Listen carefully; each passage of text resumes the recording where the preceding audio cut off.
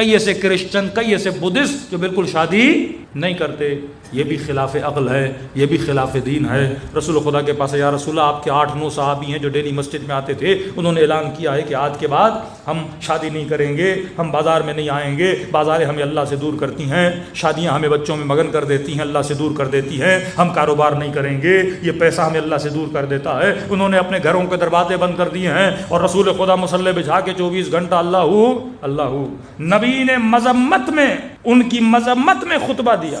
جس خطبے میں سے ایک جملہ جو ہم شادیوں میں پڑھتے ہیں، نکاح من سنتی، وہ ایک چھوٹا سا جملہ ہے، اس میں صرف نکاح من سنتی نہیں، نبی نے فرمایا کاروبار بھی من سنتی، بیویوں کے ساتھ بیٹھنا بھی من سنتی ہے، باہر جانا بھی من سنتی ہے، سیر و تفریح کرنا بھی من سنتی ہے. ایک جملہ ہم نکاح میں پڑھتے ہیں کہ نکاح من سنتی، تو نبی نے ساری سنتیں بتائیں کہ اے مومن اپنے وقت کو تقسیم کیا کر، جزءا للہ، جزءا لأہلہ، جزءا لنفسہ.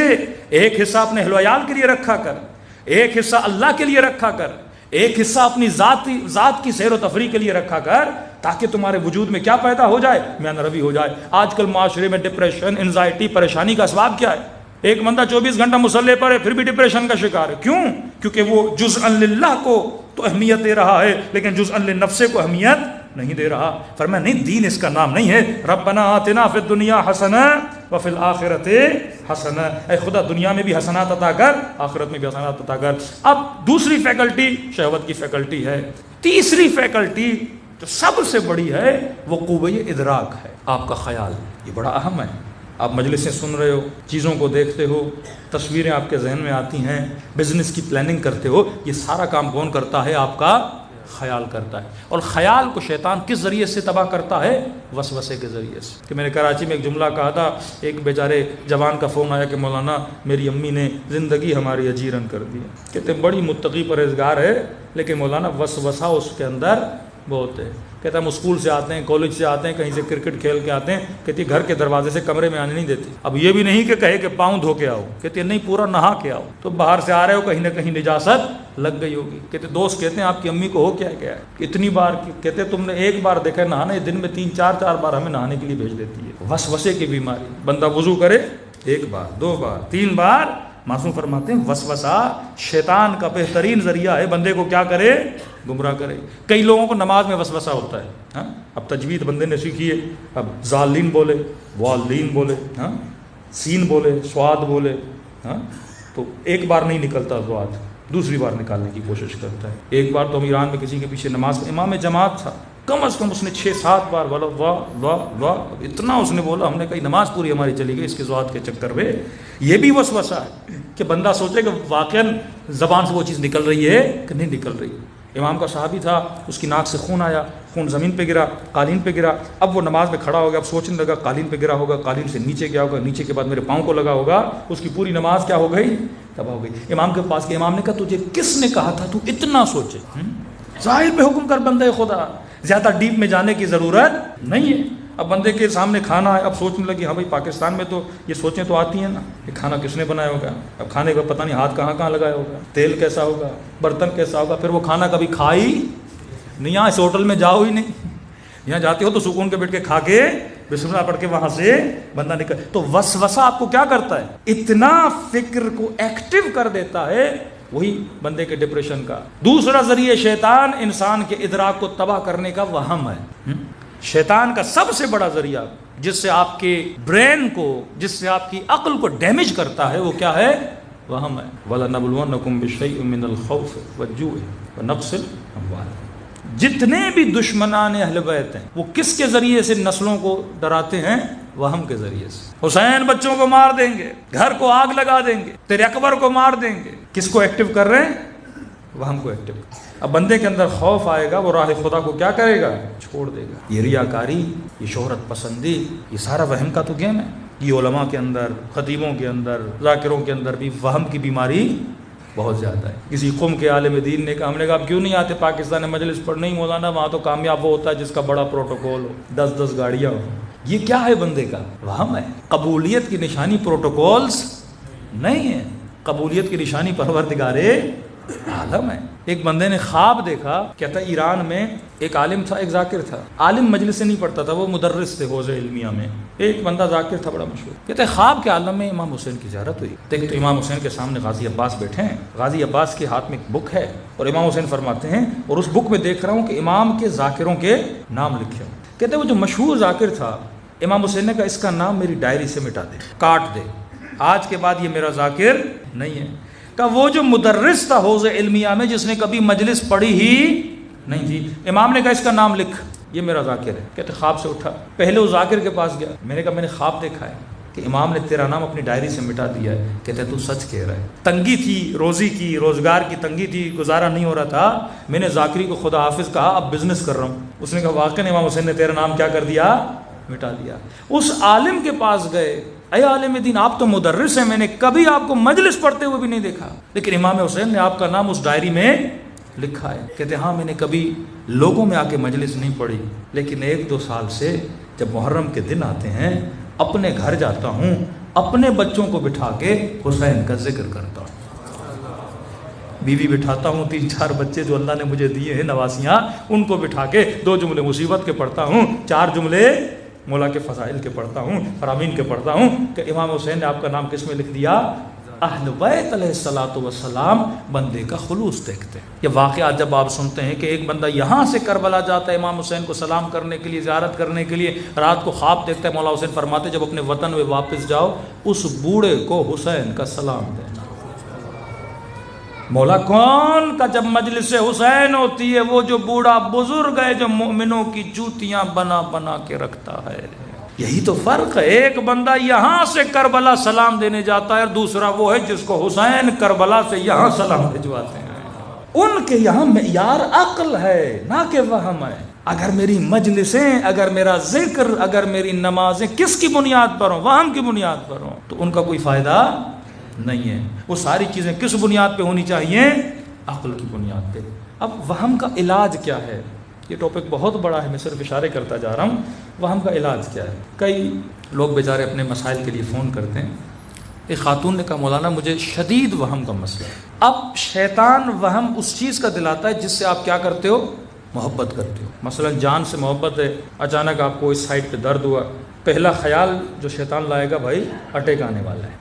اب خیال کا بھی بڑا کمال ہے, کیونکہ خیال جب آتا ہے نا تو وہ نتیجہ دیتا ہے. آسان کر کے سمجھاؤں, آپ کی مثلا بڑی محنت سے آپ نے پیسے جمع کیے اور عراق جانے کے لیے مولا کی زیارت کے لیے. اب آپ کی فلائٹ ہے رات کو 10 بجے, آپ ٹریفک میں پھنس گئے. اب ایئرپورٹ 1 گھنٹہ 1.5 گھنٹہ پہلے پہنچنا ہے.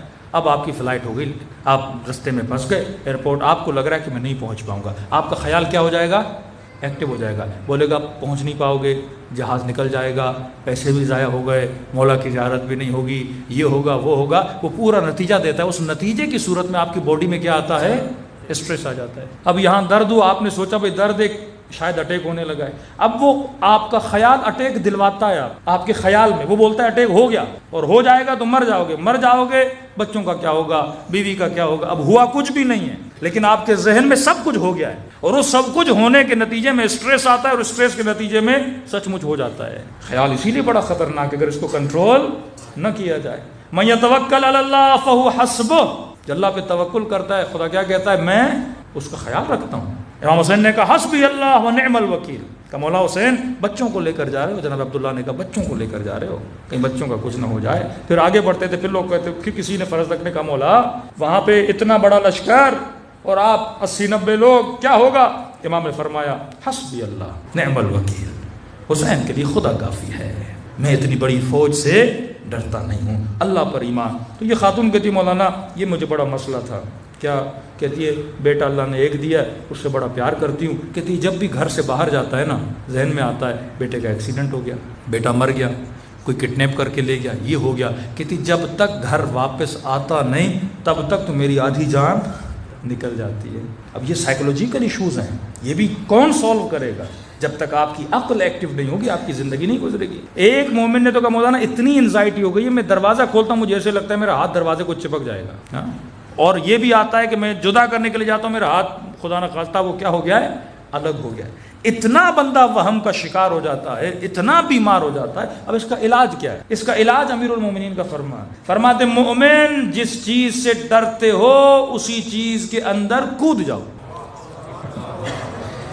مطلب وہ اس کا حل یہی ہے، کیونکہ اگر آپ کو بولے گا یہ ہوگا یہ ہوگا، آپ کیسے مطمئن کرو گے کہ یہ نہیں ہوگا؟ جب تک بیٹا آئے نہیں آپ مطمئن نہیں ہوگے. تو فرماتے جس چیز سے وہ تجھے ڈرا رہا ہے، میں ہمیشہ مثال دیتا ہوں، وہم اور وسوسے کی مثال ایک تسبیح کی طرح ہے. آپ بولو گے یہ نہیں، شیطان اگلا جملہ لائے گا، اگلا وہم لائے گا، اتنا آپ کو گول گھماتا رہے گا، آپ اس کے گیم سے باہر نکل ہی نہیں سکتے ہو جب تک مارتا نہیں، آپ کی جان نہیں چھوڑتا. تو فرمایا اس کا واحد ترین حل کیا ہے؟ جس چیز سے ڈرتے ہو اسی چیز میں کود جاؤ. اب یہ لگتا ہے دروازے سے ہاتھ چھوڑوں گا تو میرا ہاتھ کٹ جائے گا، بولو کٹتا ہے تو کٹ جائے. اب یہ بولے کہ مثلا بیٹھو گے اٹیک آ جائے، بولو آتا ہے تو آ جائے. خوف کیا کر دو، ختم کر. جو نتیجہ تجھے دکھا رہا ہے اس نتیجے کو ایکسیپٹ کر لو. کہتے ہیں ہوتا ہے تو ہو جائے، حسبی اللہ نعم الوکیل و نعم المولا، اللہ میرا مالک ہے، جو ہوگا کیا ہوگا دیکھا جائے گا. میں نے کہا خاتون ہے تو جملہ بڑا مشکل، لیکن اس پہ عمل کرو گی اللہ تجھے نجات دے گا. مولانا کیا؟ میں نے کہا تجھے کس چیز سے ڈر آ رہا ہے کہ بیٹا مر جائے گا؟ بولو مرتا ہے تو مر جائے. میں نے کس کے حوالے کیا؟ اللہ کے حوالے کیا. اللہ کی امانت تھی. کئی دنوں کے بعد فون آ کے تھی، مولانا میرا سب سے بڑا مسئلہ آپ نے حل کر دیا. اب جب میں نے بول دیا مرتا ہے تو مر جائے، اگلا جملہ اس کے پاس ہے ہی نہیں. وہ اب مجھے شیطان کس چیز سے ڈرا ہے؟ یہی وہم راتوں کو آتا ہے. 4 دوست آپس میں ڈسکشن کریں، ڈسکشن جنات کی کریں. ادراک کیا ہو گیا؟ خیال کیا ہو گیا؟ ایکٹیو ہو گیا. اب دوستوں نے کہا بھائی ہم جا رہے ہیں، اللہ حافظ، اور وہ چلے گئے. اور یہ پاکستان ہے اور یہاں لوڈ شیڈنگ ہے، اور آپ گھر میں اکیلے تھے، لائٹ چلی گئی، اور وہ بدبخت 2 گھنٹہ جنوں کی باتیں کرتے رہے. اب بندہ اکیلا، اچانک سے چھت سے آواز آئی ٹھک، فوراً وسوسہ کس کا آیا؟ جن کا. اسے پتا ہے آپ کس سے ڈرتے ہو، وہ اسی سے ڈراتا ہے. معصوم فرماتے ہیں پہلے ان محبتوں سے، فیک محبتوں سے خود کو آزاد کر تاکہ تجھے وہ نہ ڈرائے. دشمن کس چیز سے ڈراتا ہے؟ بیٹے کو مار دوں گا. اگر بندہ ناموس پسند ہے، غیرت مند ہے، تو اس کو ناموس کا اٹیک دے گا، ویڈیو لیک کر دوں گا، آڈیو لیک کر دوں گا، عزت پیاری ہے یہ کر دوں گا. وہ ہر چیز سے ڈرائے گا. یہ ڈر ہمیں کیا بناتے ہیں؟ غلام بناتے ہیں اس کو. کمزوریاں آپ کو غلام بنا دیتی ہیں نا. یہی شیطانی وہم اور وسوسے کے ذریعے وہ پوری قوموں کو غلام بناتے ہیں، لوگوں کو غلام بناتے ہیں. اب معصوم کیا فرماتے ہیں؟ جس چیز سے ڈرو اس میں کود جاؤ. اب یہی آپ کو تھوڑی سی آواز ہے، آپ نے کیا سوچا؟ جن آ گیا. اب اس کو اور ایکٹیو. پہلے آپ کے جو سینسرز تھے وہ اتنے سینسیٹیو نہیں تھے، اور لیکن جیسے وہم آتا ہے آپ اتنے سینسیٹیو ہو جاتے ہو، اگر زمین پہ چونٹی بھی چلے نا وہ بھی آواز آپ کو سنائی دیتی ہے.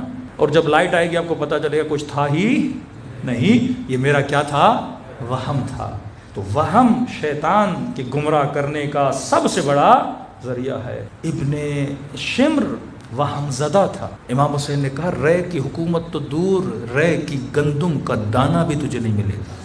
وہم زدہ تھا. بعض لوگ خوبصورت چمڑی کے عاشق بن جاتے ہیں. اللہ سمجھانا چاہتے ہیں بندے خدا اس حسن میں بقا نہیں ہے. کتنی دیر بندہ حسین رہے گا؟ کتنی دیر؟ بڑی بڑی ایکٹریسز، بڑے بڑے ایکٹر آپ دیکھیں جو ان کا گولڈن ٹائم ہوتا ہے 10 ایئرز. اپنے زمانے کی بڑی ایکٹر آج کوئی دیکھتا بھی نہیں ہے، کیونکہ لوگ تیرے عاشق نہیں تھے، تیرے ظاہر کے عاشق تھے. اور ظاہر کو بقا نہیں ہے، ظاہر کو فنا ہے. باطن کو بقا ہے. عاشق نور بنو، عاشق کمال بنو، عاشق فنا نہ بنو. شیطان تجھے فنا کا عاشق بناتا ہے. دوسری بات وہ اتنا تیز ہے، 7,000 سال جس بندے نے عبادت کی اس کا مقابلے کرنے کے لیے جگر چاہیے ہوتا ہے. ہم میں اتنی توانائی نہیں شیطان کا مقابلہ کرے. یہ اہل بیت کی رہنمائی ہے کہ بندہ اس کا مقابلہ کر سکتا ہے. یہ تعلیمات اہل بیت ہیں. یعوذ باللہ من الشیطان اللعین الرجیم کا ورد کرنا ہے جو بندے کو شیاطین کے وسوسوں سے کیا کرتا ہے؟ بچاتا ہے. ورنہ وہ انسان کو لوٹ کے چلا جائے، وہ ذہنی مریض بنا دیتا ہے انسان کو اگر تعلیمات اہل بیت